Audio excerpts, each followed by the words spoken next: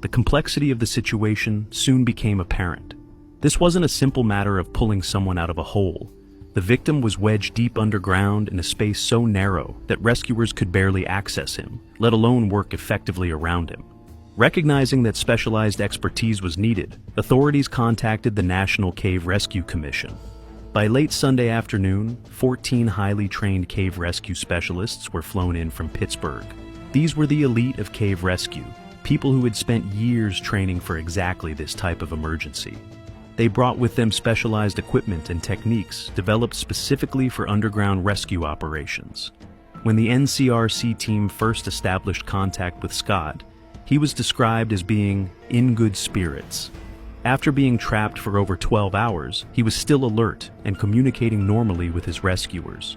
There was reason for cautious optimism, but as Sunday wore on, something began to change in Scott's demeanor. The psychological pressure of being trapped in such a confined space for an extended period began to take its toll. Scott's mood deteriorated rapidly, and he became increasingly irrational and abusive toward the very people trying to save his life. This wasn't simply fear or frustration. Rescuers strung a high line through the passage above Scott and placed slings around his body, attempting to lift him vertically out of the trap. Every time they made even the slightest progress, disaster would strike. Scott would begin thrashing wildly, his violent movements defeating any progress they had made and potentially making his situation worse. Understanding that this would be a long-term operation, the rescue team established a sophisticated support system. They set up monitoring equipment outside the cave and attached sensors to Scott so they could continuously track his vital signs. Keeping him warm became a critical priority.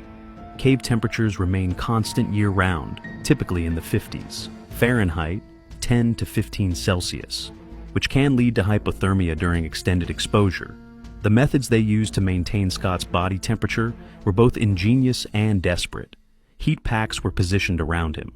High-intensity lights were directed at his location, not just for illumination, but for their heat output.